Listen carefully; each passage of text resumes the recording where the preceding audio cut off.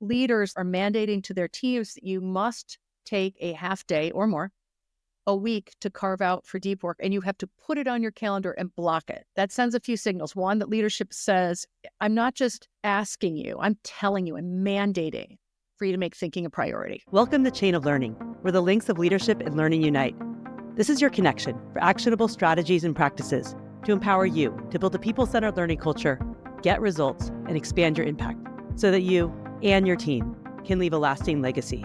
I'm your host and fellow learning enthusiast, Katie Anderson. Do you ever feel burnt out by how much is on your plate, or that you're running from meeting to meeting so that you don't even have a few minutes to think for yourself, let alone ask questions to your team members to help them think more deeply? Maybe the problem isn't that you're not working hard enough, but that you're stuck in a complexity trap that is keeping you and your team members from doing the work that really matters. To help you understand how you can escape this trap and apply simplicity as an operating principle to eliminate this waste and busy work that often keeps you from spending time on work that's meaningful, I invited Lisa Bodell to the show. Lisa's the CEO of FutureThink and bestselling author of Why Simple Wins and Kill the Company. Lisa's ranked as one of the top 50 speakers worldwide, and through her messages about simplification, collaboration, and innovation, she helps organizations transform performance by reimagining their work. Lisa believes that when the most important work isn't getting done, it's not the people that need to be fixed,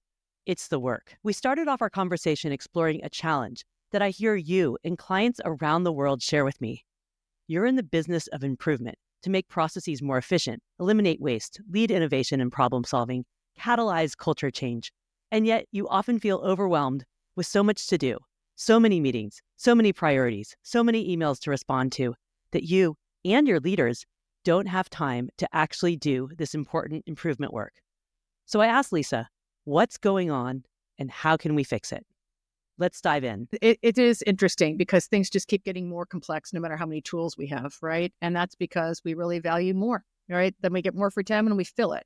It's interesting because I think people have always confused organization with simplification. And for the people listening, I would bet that they're high achievers. They're very organized. They're into transformation and change and all that because they're your listeners. They are confusing being organized with being simplified, and those are different.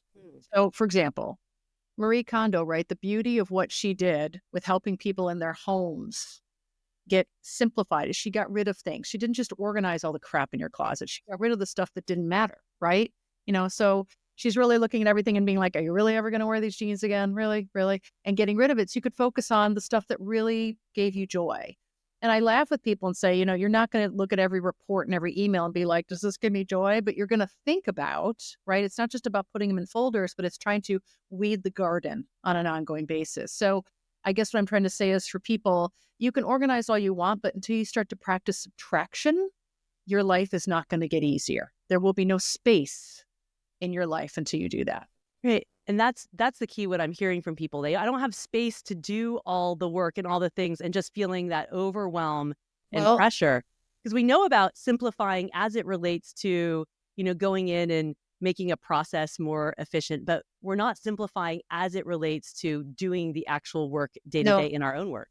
Because we're organizing, right? We think that by organizing, right, it's a 12-step process and it's on paper and we can all see it and we feel very good about it. And that's our way of getting our hands around it, right? Getting a level of comfort and control. That's what organizing gives you, control, but it doesn't give you space necessarily. And so the real control is when you have space, not just to do, but to think. And so one of the things I want everyone to do here is start practicing subtraction. So they have to not just create a 12-step process, but then get rid of the things within the process, right? So I think that there's a fundamental behavioral shift that has to happen, getting comfortable with less. You are still valuable if you're not busy all the time. You are still valuable if you're only doing a few key important things versus 20 things every day. That's a mental shift for a lot of people. I heard you say somewhere that thinking is a daring act, I think maybe in your TED Talk. And I love that concept because it's like we aren't daring to create the space in our calendar to do the thinking. When I lead workshops with people, I talk about, okay, we need to ask more questions and we need to, have some space for reflection and thinking. And everyone's like, oh, I don't know how to do that. And then we do like a practice session of 10 minutes. And I'm like, think about this. You could do just 10 minutes a day. And they're like, oh, maybe. And it just like, we don't value that time, but we know we need to have it. And it is a Well, daring act. it is a daring act because when we think about it that way, it's kind of like, to me, the difference of innovation and simplification. When we say we've got to take 10 minutes, that's adding something to my list of things to do. And the only way I'm going to change that habit is if I take away something else, right? So I want people not to add in more practices. I need them to first take away something first, because otherwise it will be overwhelming and it won't stick. It's kind of like, I'm going to start going to the gym. No, you're not, because you don't have any time to do it. Till I get rid of something, I'm gonna feel like a trade-off can be made rather than adding to my plate. Now, thinking is your bigger thing was about thinking, right? Thinking is a daring act because we're addicted to doing. It's a dopamine hit. We feel important, right? Thinking is either feels or is perceived as lazy. You're just sitting around and thinking. God, I wish I could just sit around and think. You must not be very important if you're not busy all the time, right? But actually, how do you drive strategy if you're not thinking? So we need to stop thinking about it as like just, being lazy and sitting around, and thinking of it as deep work. And so a big trend that's happening right now in my organization, MasterCard, Accenture, Google, is leaders like myself are mandating to their teams that you must take a half day or more a week to carve out for deep work, and you have to put it on your calendar and block it. That sends a few signals. One, that leadership says, I'm not just asking you, I'm telling you, I'm mandating for you to make thinking a priority, right? Two, I'm not telling you to hide it on your calendar anymore. It is upfront on your calendar that it is deep work. And three, you're making it actually a behavior change. So, I laugh with people because I'll say, how many of you have ever snuck thinking time on your calendar by putting a fake meeting on there? And everyone raises their hand, right? Why? Why do you have to fake a meeting? Oh, I'm busy because I want to seem busy, but really I'm thinking, don't tell anybody. We've got to change that. And it starts with leaders. Starts with leaders and holding ourselves accountable to that. And I think at least I've noticed even in myself, I put a ton of thinking time on my calendar, and then clients are like, oh, I'd love to meet and here and that. And it's like, I think it's the same way as you need a buddy sometimes to go to the gym and build that habit. It's like we don't even respect our own time as much as we respect that of others. Well, that's exactly right. And that's something that I think is really important. There's at Kickstarter, I met the ex-chief people officer. Her name was Maiton, and from Kickstarter. And it was interesting when they were rolling out a 4-day work week. It wasn't about getting more out of people in 4 days.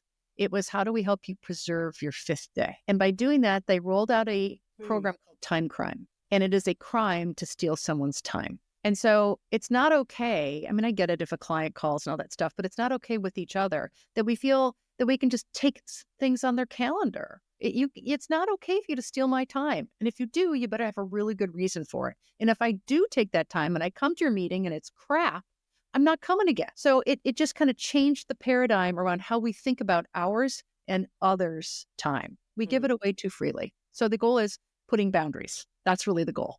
And I like that. I love that reframe too of, it's that's that deep thinking time is actually where the innovation is happening. It's not like I'm just lawing around either. And that's the meaningful work of a lot of leaders. It's like thinking strategically and thinking about deep problems. But this is the thing, as I say, everyone says, every leader, oh, we really value thinking here. We have the smartest people. Well, one, you're not using them because they have no time to think. If you ask people, do you wish you had more time to think? Everyone raises their hand because they don't have any time to think.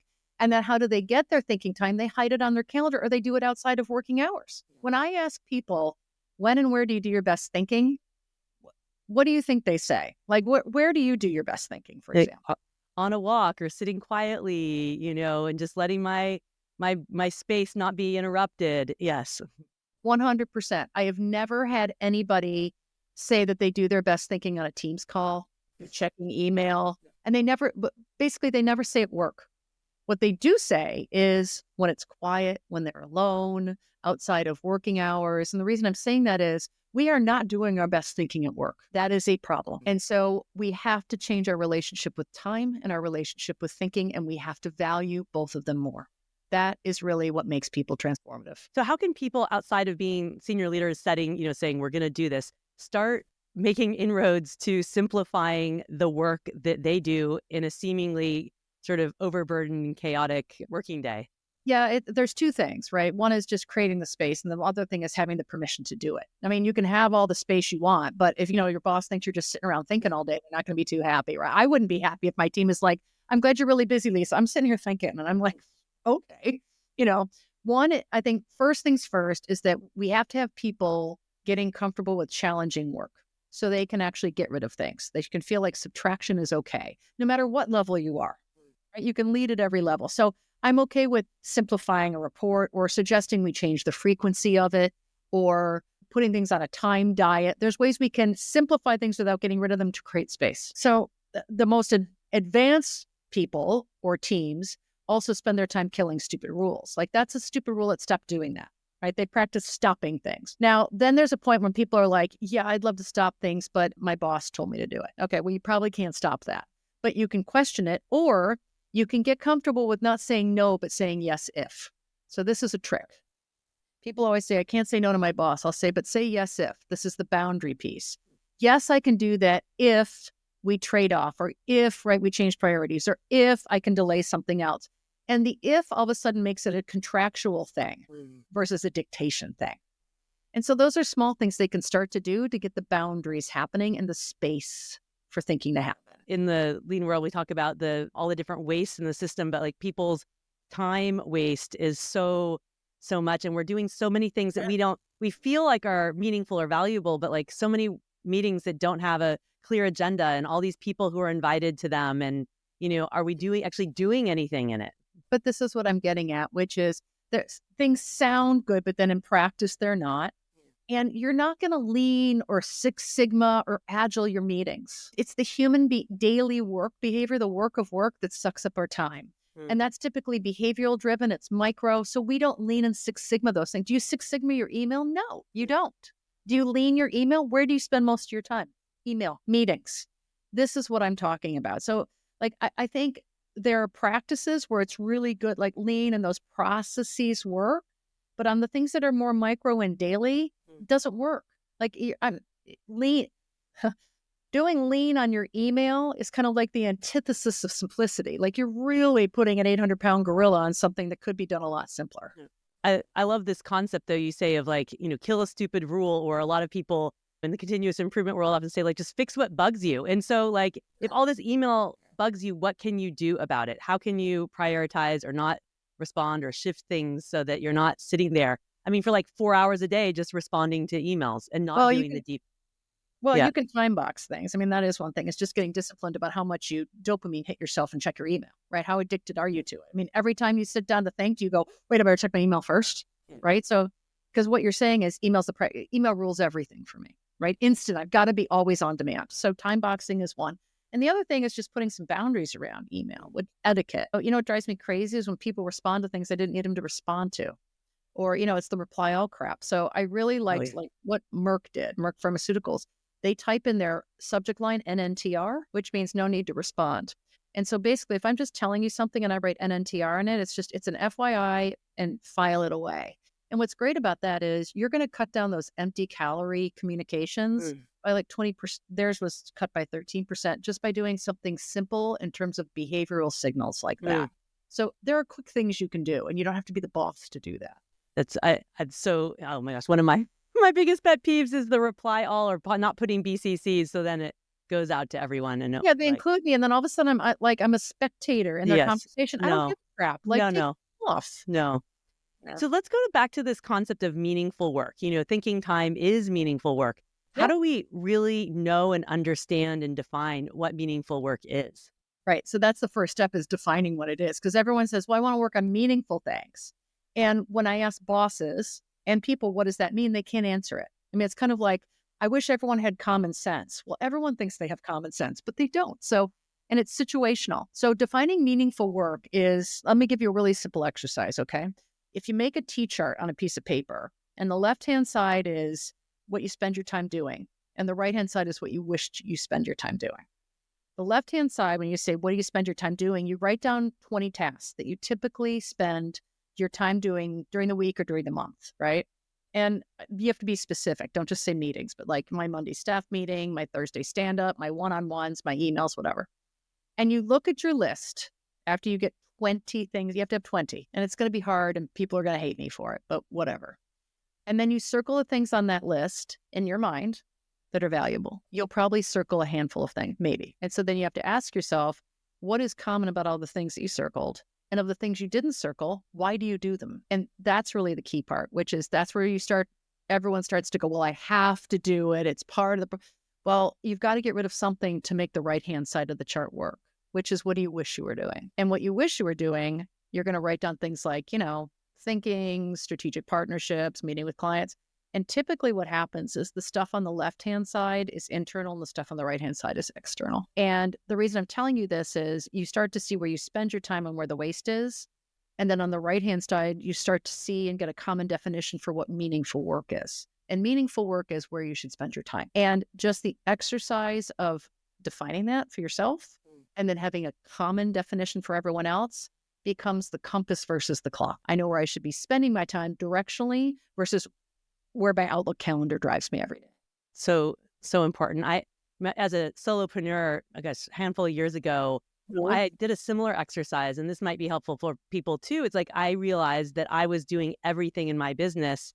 And if I wanted to take that next step in my impact, I had to let go and not do all the tasks. And so for me, it was a realization that I needed to hire a team to help me to do that because it was impossible to do the everything too. So it's also, are you doing the right things for either your role in your organization or if you have your own business? And where are you with that growth and scale? And what's the meaningful work for you? It's not saying there's not some of those things to do aren't meaningful, but is that the right work for you to be doing versus someone else as you look at the totality of it? 100%. 100%. Right. Good. How do you think about, you mentioned innovation, and this is such a key, we talk about innovation, how are we staying ahead of the times, creating new things? And what's the link between innovation and simplification? Directly linked. So it's interesting. Simplification is the front end of innovation. And the reason I'm saying that is simplification creates the space for the thinking and the creativity to happen. When you are drowning in complexity, you are reacting. You are doing. You are in a rut, right? You are just following along. Simplification creates the space for innovation to happen. So it's not just something added on your to-do list, but it is the way that you operate. So without simplification, I do not see how innovation can effectively sustain itself in a company. Everyone's just running around trying to put all the fires out or go to all those meetings and not having that deep thinking time. So some people will say, well, we innovate all the time. We hear about a competitor and we react to it. And that's my point. I said, you are reacting. You are reacting to change. You need to be driving it. Those are very different. So, if simplicity is a proactive strategy, complexity is a reactive strategy. And you can't move fast enough if you're complex.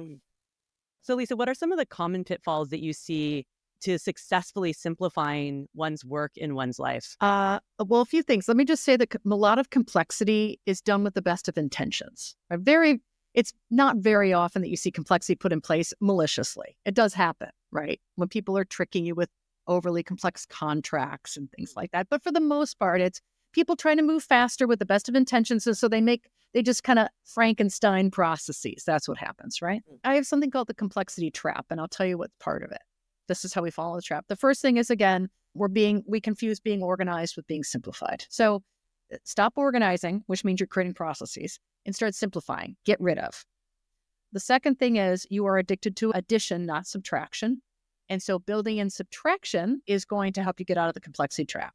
So for example, building into your annual strategic planning, not just everyone's plan for what they are going to accomplish next year, but also everyone's plan for what they will stop doing next year. Right? That's building in subtraction.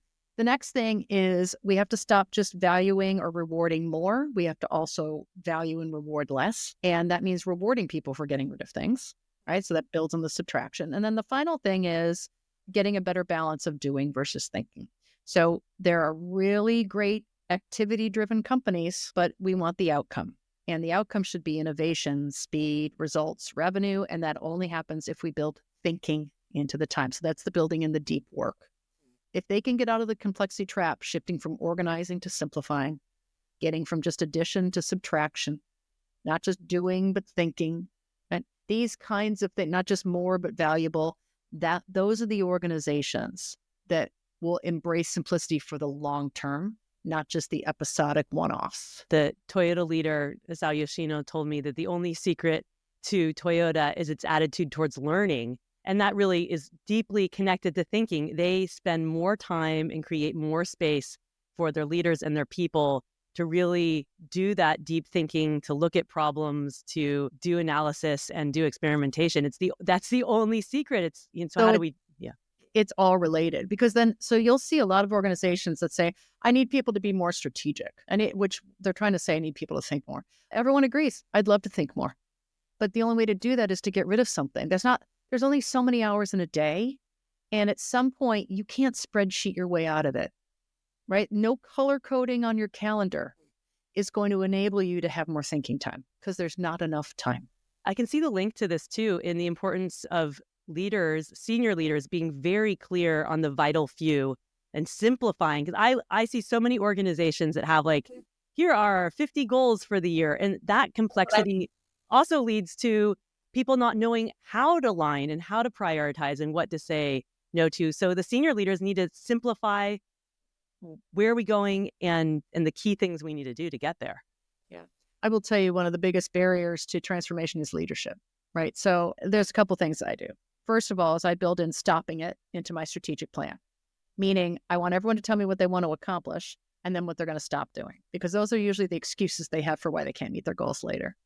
I want to get really clear on what their top 3 goals are, not their top 20. You can have 20, but I need to know what the top 3 are. So if everyone's getting bogged down, I want to say, where are you in this top 3? And then I also really need to understand from my team where they're building in thinking time. So I want to know on your calendar, where is it going to be? So because I'm trying to mandate priorities to change behavior, but I'm also taking excuses off the table. So that's a balance, right? Because otherwise what happens is, from a leadership perspective, you have 20 top priorities. No one's cleared any space to make that thinking happen, right?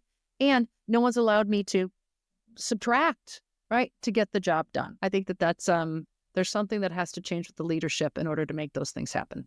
For sure. And prioritizing the time as well for what's most important. One of the organizations I worked with, I had this really visionary COO who was in charge of our, the cultural transformation to really be a more learning culture. And one of the first things he did, but it took like 18 months, was to make sure to like reorganize how leaders' calendars were, that Fridays, every morning, the senior leaders were to be out going to visit different sites. And then the afternoon was thinking time. And because the calendars were so misaligned, it was creating the barriers, right? It was creating the barriers for people to really focus on the things that were most important. It's kind of like when you have we just had a 3-day weekend here in the United States, right, with Martin Luther King Day. And that third day is always, that Monday is always so great because everybody's off. It's kind of like when everyone has their Friday, all the leaders have it aligned, you're not going to get hit with any surprises. So when everyone's doing the same thing, it just makes the chances of somebody hijacking your time are a lot less. So I agree with that. Actually, at our organization, Fridays are meeting free. There are no internal meetings. Clients might be able to hijack it. Sometimes you have to, but internally, no way, man.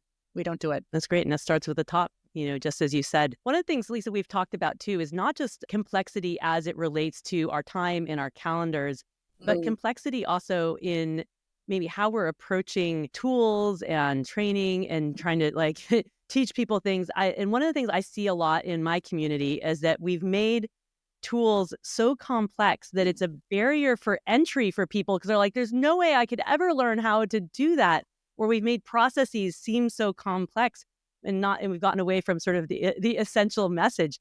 And you do a lot of training and development with people. How do you think about that as the concept of simplicity as it relates to tools, training, and messaging? So the basic gist of how we do everything is accelerated. So it's 1 technique, 1 hour. And if it can be less than that, fine. Why do I say that? Usually a lot of training programs we're going to do a program on leading change and we're going to make it multi-day and you're going to learn all these things over all these days. No one's going to remember it. They'll remember a couple things. So we do more micro learning, right? Where you're going to do one thing at a time and then apply it. So that's one thing you can do.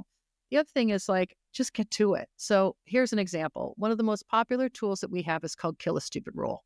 Now, I don't even have to explain it because I pretty much titled it what it is, right? So stop getting all fancy. Just be clear. I could make it a really complex tool because people would think that would have more value. But let me just tell you how it works. If you could kill any 2 rules at work that would help you be more innovative, move faster, reach KPIs, what would they be? Write them down. Let's talk about them. And then let's see which ones are there common themes. And of those most common themes, the biggest themes we're going to attack first and see if we can kill them. Go. I love that. And how does that play out? Like, what happens? I'm curious of your clients when you do this.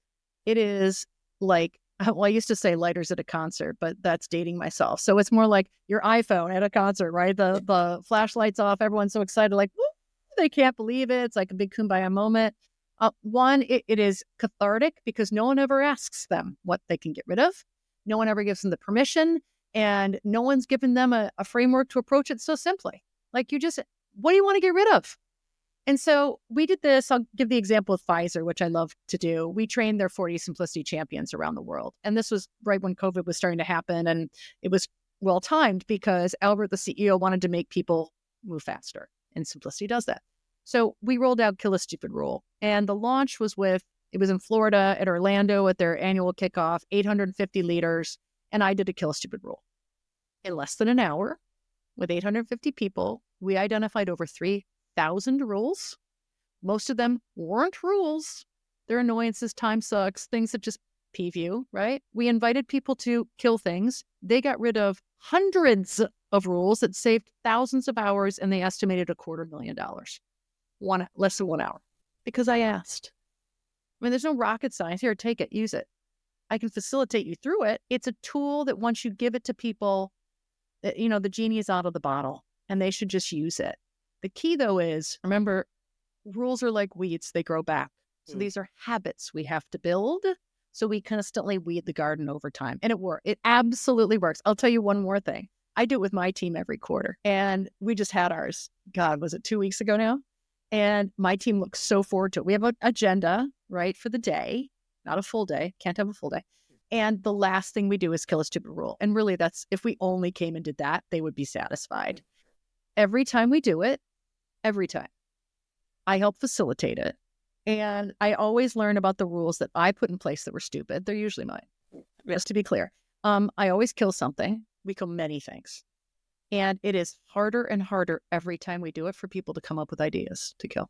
That's how you know it's a success. It is like people really are like, God, I'm going to have to think of it. I don't know what to get rid of. That to me is like the ultimate leader, is that you can be like, I ask people, they don't have anything to get rid of. It's amazing too, right? People are feeling like their work is meaningful because they're not being filled with all these things that are just like, oh my God, why do I have to do that? Yeah. And if they do, my reaction to that is, why are you doing, like, I gave you a form, get rid of it. What are you doing? So we're pretty clear about it. Yeah. I love how that opens up that psychological safety, which is, a huge topic in the world these days, for people to bring up things that are feeling like not, not helpful. It's a stupid rule. It's like, it's actually improving their work. You're giving them the safety and the space to really bring forward their ideas to make something better. Because especially when it's the leader saying, it sometimes be like, we come around with all these great ideas and like, maybe it's not such a great idea and is actually causing more complexity than we thought. It's true. I mean, I have to say what's really freeing to people is just the ability to feel in control. Like, people want a couple things. They want control and they want relevance. And so if I can give them more control of their time and they can feel like the work then they're doing with that time is relevant, that's very, very compelling. It's the essence, right? We want to have meaning. And we want to feel like we're contributing to doing something to making the world better or our work better or the value better. So how can we do that more effectively? That's right. People want that. They want to feel relevant. Yeah. Lisa, I'm curious, you've been talking about simplicity for a while, and I'm curious, what is next? What have you been thinking about as we move into the next quarter of the century about the future of work and how we can make work and life better? Well, the next progress is, in my opinion, I talk a lot about simplicity driving innovation and thinking, etc. And it really allows you to tie yourself to meaningful work. And, along that thread, simplicity really does drive culture. And it drives, because if you get the work right, you get the culture right, I think, right? It doesn't matter how great the perks are if the cultures, if the work sucks. And this really gets tied to well-being. So we have a burnout epidemic. Now that is directly tied to complexity. It is directly tied to a lack of meaningful work. And so one of the things that I'm really delving into is simplicity's impact on well-being. And I think that that is another great byproduct that happens when you simplify, because people, it's not just about doing meaningful work. It is my well-being. I am less burned out, right? People will work really hard if they feel like they're doing something meaningful. And they will work really hard and not be burned out if they're doing something meaningful. So I think simplification can actually help solve the burnout crisis. And it's really compelling because it's not just a productivity issue, it's an HR and human issue too. I really appreciate what you just said, though. When we feel connected to purpose and meaning, we can be like, we're energized by doing the work. But when the work feels wasteful and disrespectful, it's like the ultimate respect for people is doing that meaningful work, or feeling in a connection to, even if it's a task I'm doing, that it's contributing to something that's helping a bigger picture. So this is the issue, right? Is that there's this gap. People think, if I simplify, well, what am I paying people for? You're paying them to do more valuable work. And in fact, I bet they'll work harder. People are engaged. They are not lazy. They will work their ass off. They will be amazing, right? But the problem is, why should they? If they're working on crap, why do I want to work all night long? To me, that comes back to the essence of what lean and continuous improvement's truly all about. It's about, eliminating that waste, having true respect for people, and making sure that they feel a connection to what they're doing is meaningful, and they have an opportunity to kill that stupid rule or to make something better if it's not as effective or efficient or, purposeful as it could be. Yeah, I really think that that's what people are looking. They are looking for meaning and relevance and control. And simplification can do that. And it's not just it's not productivity, right? It's meaning. And that's a very big shift that we need to get people to wrap their head around. And leaders they get a bonus, right? They get productivity and they get happy employees. So I think that's a good thing. It's a win-win. So if you had one recommendation in addition to kill the stupid rule, because that's absolutely something that everyone listening should do with yourself and do with your team coming out of this, what's the best place to be starting with simplifying your life? Well, I always tell people at the end of my speeches to ask themselves personally, right? Not just professionally, 2 questions. The first question is, what do you want? I don't think a lot of people know. What do you want? Because that's going to get to meaning. But the second question is probably more important, which is, what's stopping you? And so I would spend some time thinking, what do you really want? And what are the real things that are stopping you? Because a lot of times we don't realize that we have more control than we think. And, I tell this story about how I was complaining for months about getting a new iPhone because I cracked my iPhone. And I complained every night to my husband, like, oh, this, that, whatever, and I got to go get this iPhone. And after a month, he just looked at me and he's like, what is stopping you? Go get a new iPhone. And I remember being so pissed because I was like, how dare he call me out? But it was like, what is stopping me? I commute into Grand Central every day. There's an Apple store right there. I walk by it every day. Why don't I get my butt up the stairs and go get a new iPhone? It was just finding the time.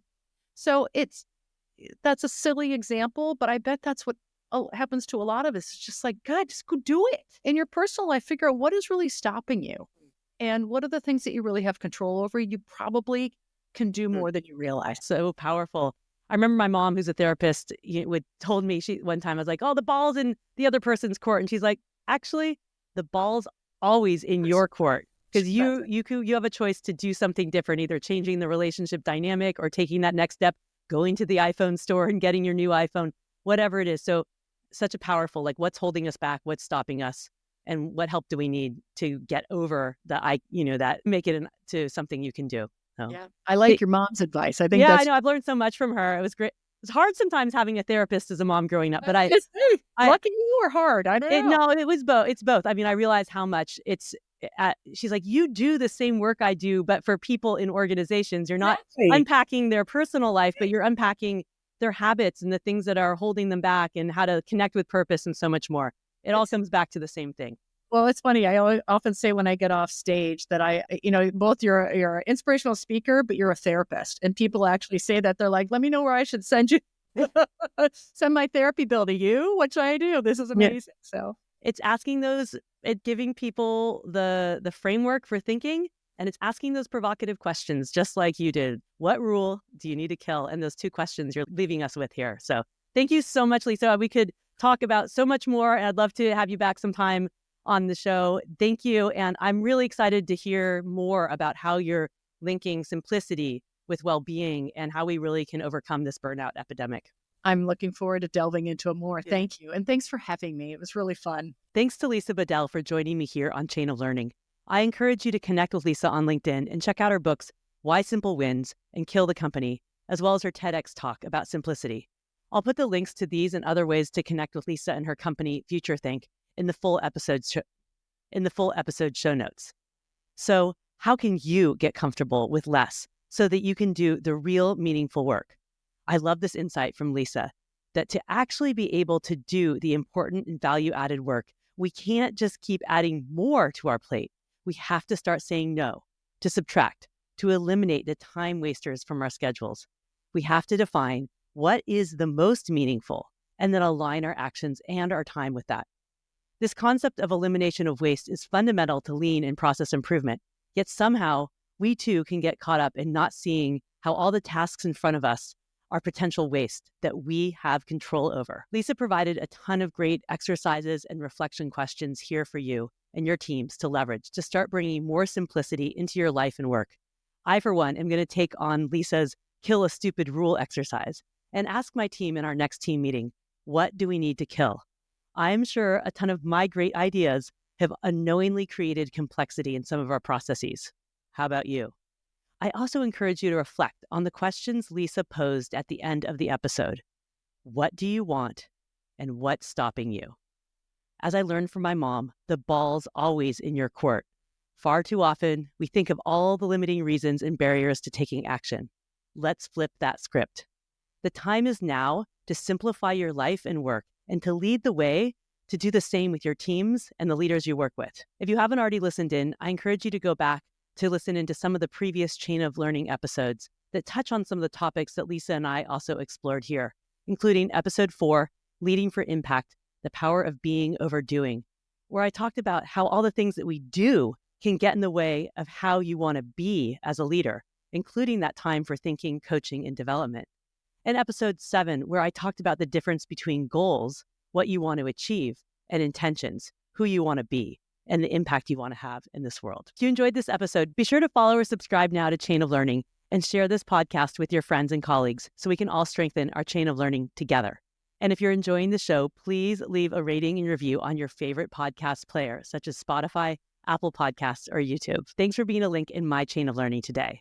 I'll see you next time. Have a great day.